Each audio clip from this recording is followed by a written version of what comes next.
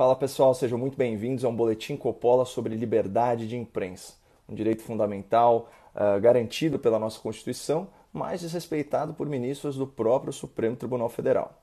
A ONG internacional Repórteres Sem Fronteiras publicou o ranking da liberdade de imprensa 2021.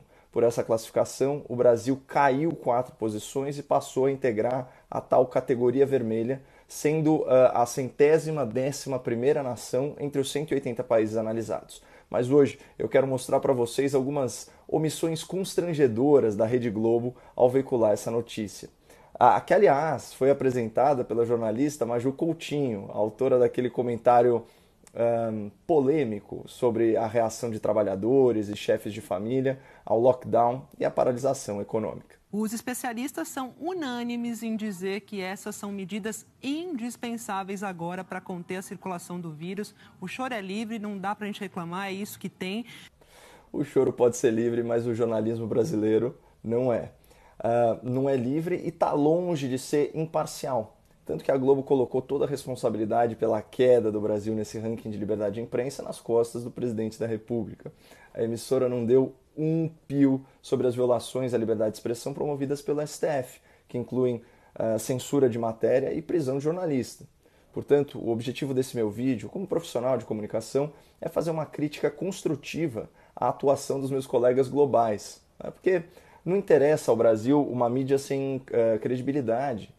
A imprensa tem atribuições fundamentais no regime democrático, inclusive o papel de fiscalizar os poderes da República, mas todos eles, não apenas a presidência e o governo federal.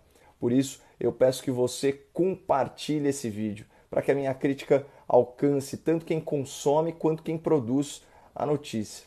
Aliás, por favor, além de compartilhar o vídeo, marque nos comentários uma pessoa querida que, assim como eu, escolheu uma carreira de comunicação, especialmente estudantes e profissionais de jornalismo, de publicidade, de marketing, de assessoria de imprensa, os influenciadores digitais, gestores de rede social, produtores de conteúdo e por aí vai.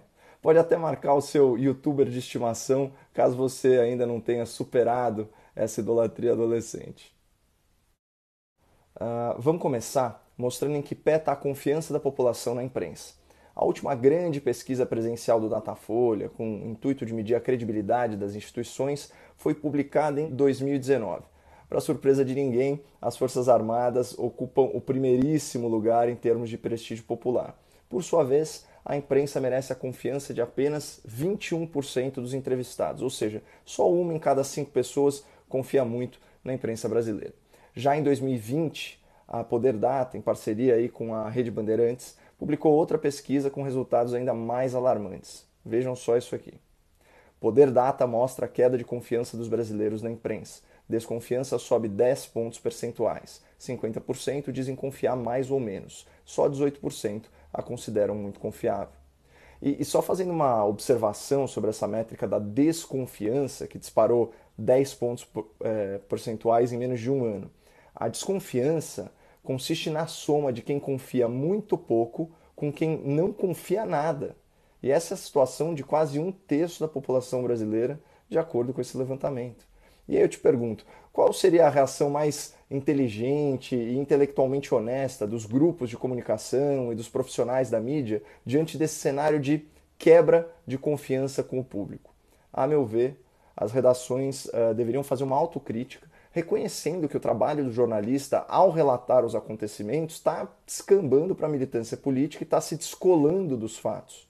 A propósito, idealmente, os veículos de imprensa deveriam assegurar uma pluralidade de pontos de vista também na hora de analisar esses fatos e de tecer comentários. Mas não.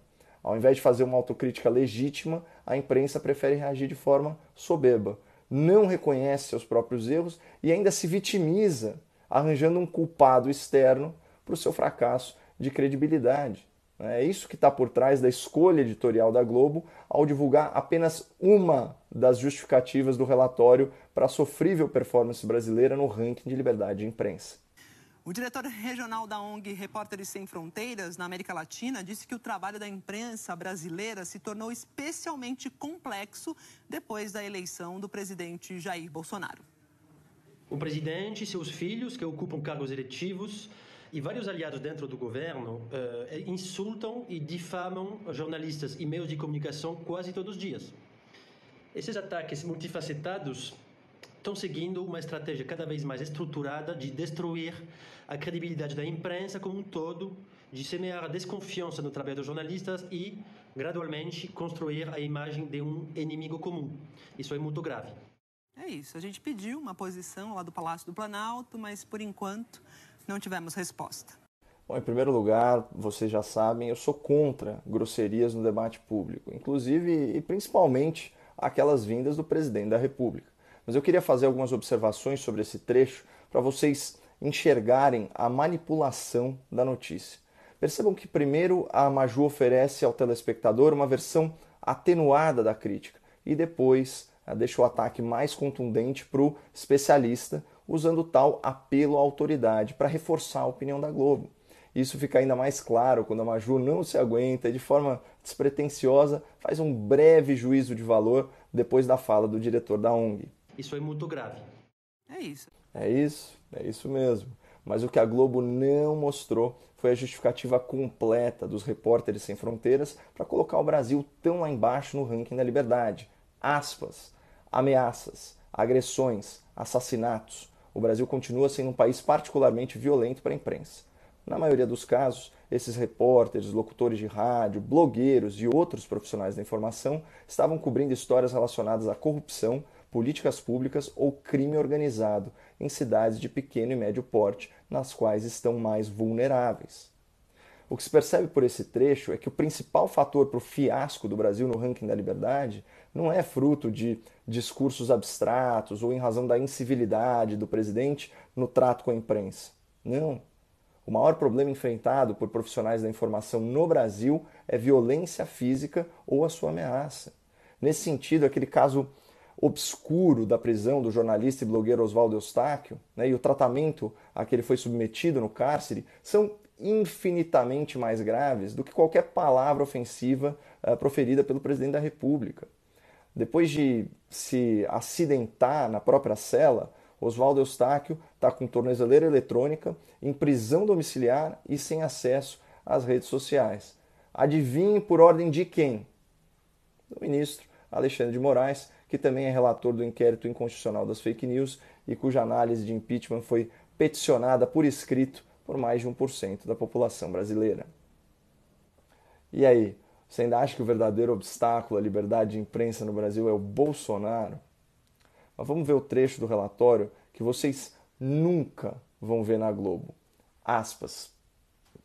A paisagem midiática brasileira ainda é bastante concentrada, sobretudo nas mãos de grandes famílias, com frequência próximas da classe política. Isso é a própria definição, a descrição da família Marinho e das afiliadas regionais da Rede Globo, muitas delas controladas por oligarquias políticas. E essa é uma realidade antiga, pessoal. Vejam essa matéria aqui de 2001 da Folha de São Paulo que eu garimpei para vocês. Políticos controlam 24% das TVs do país. Afiliadas da Rede Globo lideram ranking de ligações com políticos. A Rede Globo tem 21 afiliadas ligadas a políticos. Entre os políticos ligados comercialmente à Globo estão os ex-presidentes da República, José Sarney e Fernando Collor de Mello, e 3 governadores.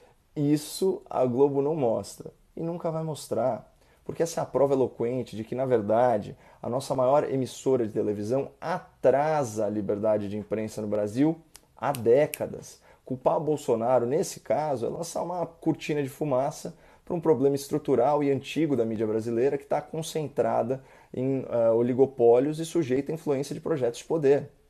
Então, se você concorda com essa análise, por favor, prestigie a liberdade de imprensa e compartilhe esse vídeo.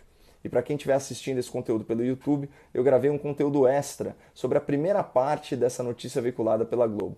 Ali é possível identificar um pouco mais do viés político e ideológico por trás do texto lido e interpretado pela Maju Coutinho. Muito obrigado, não percam a esperança no Brasil e fiquem com Deus.